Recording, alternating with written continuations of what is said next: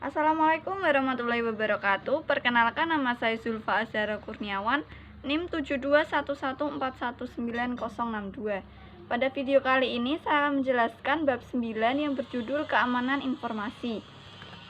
Materi yang pertama, keamanan informasi.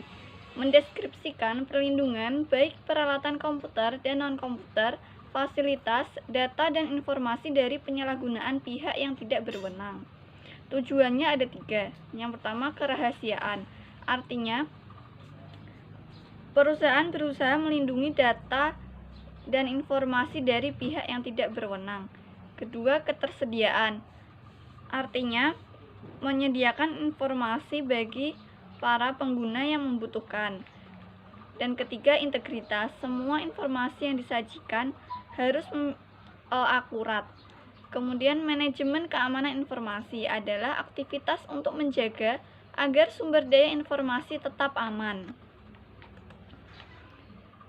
Kedua, ancaman. Ancaman keamanan informasi adalah orang, organisasi, mekanisme, atau peristiwa yang memiliki potensi untuk membahayakan sumber daya informasi perusahaan. Ancaman itu ada ancaman internal dan eksternal, serta tindakan kecelakaan dan disengaja.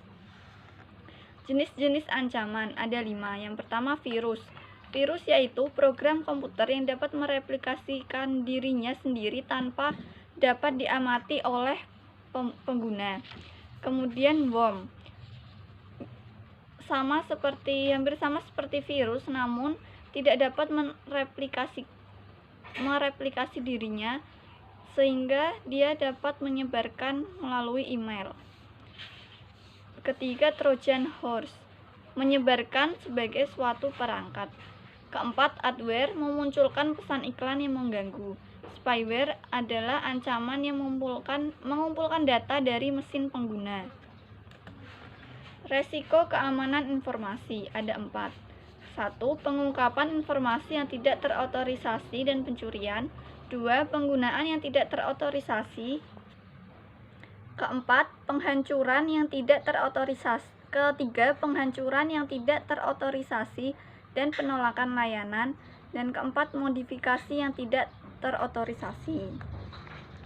Persoalan e-commerce ada 2. Kartu kredit sekali pakai. Cara kerjanya yaitu saat pemegang kartu ingin membeli barang secara online, ia akan memperoleh angka acak dari situs web perusahaan kartu kredit tersebut. Angka ini akan diberikan ke pedagang e-commerce, kemudian melaporkannya ke perusahaan kartu kredit untuk pembayaran. Kedua, praktik keamanan yang diwajibkan oleh Visa.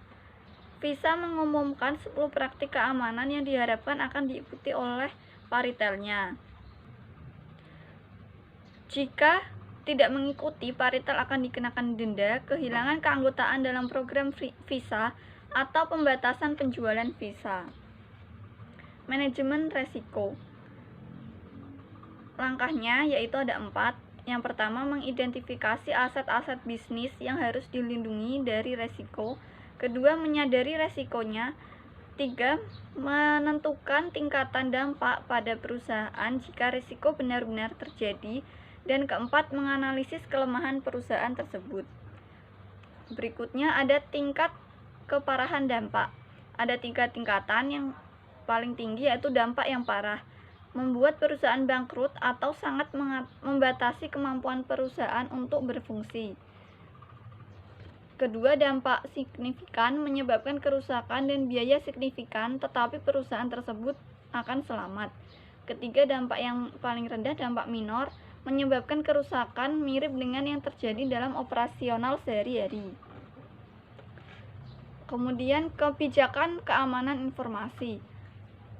Langkah-langkah dalam menentukan kebijakan ada 5 fase. Yang pertama, inisiasi proyek. 2. Penyusunan kebijakan. 3. Konsultasi dan persetujuan. 4. Kesadaran dan edukasi. 5. Penyebar luasan kebijakan. Pengendalian.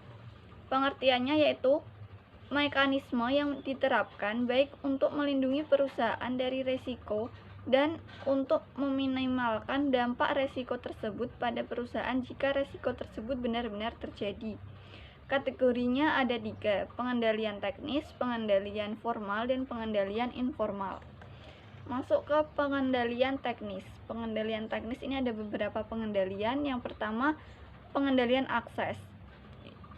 Langkahnya identifikasi pengguna, autentikasi pengguna, dan otorisasi pengguna.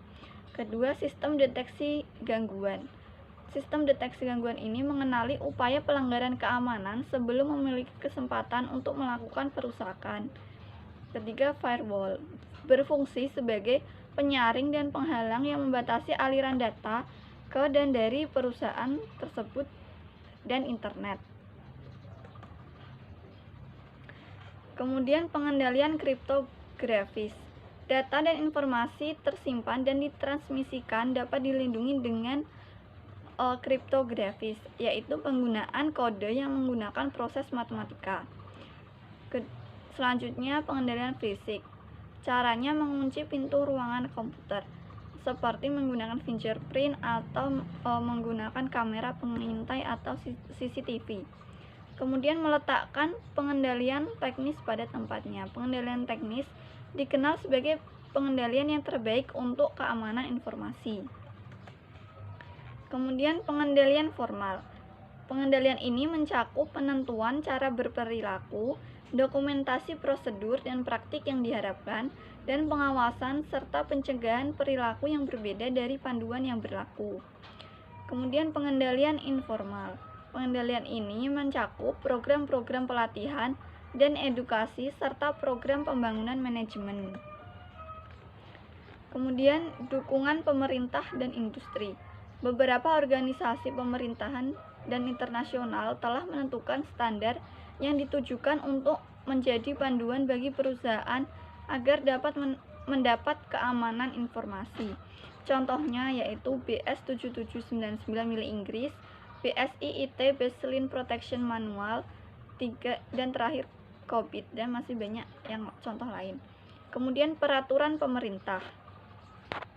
Ada 2 contohnya, yaitu Standar Keamanan Komputer Pemerintah Amerika Serikat dan Undang-Undang Anti-Teroris, Kejahatan dan Keamanan Inggris atau ATCSA pada tahun 2001. Standar industri. The Center for Internet Security atau CIS adalah organisasi nirlaba yang didedikasikan untuk membantu para pengguna komputer guna membuat sistem mereka lebih aman. Kemudian sertifikasi profesional. Contohnya ada 3, Asosiasi Audit Sistem dan Pengendalian, Konsorsium Sertifikasi Keamanan Sistem Informasi Internasional, dan Institut SANS. Manajemen keberlangsungan bisnis, yaitu aktivitas yang ditujukan untuk menentukan operasional setelah terjadi gangguan sistem informasi. Awalnya ini dinamakan dengan perencanaan bencana. Nah, sub-sub sistem dari rencana tersebut ada rencana darurat, rencana cadangan, dan rencana catatan penting. Rencana darurat menyebutkan cara yang akan menjaga keamanan karyawan jika bencana terjadi.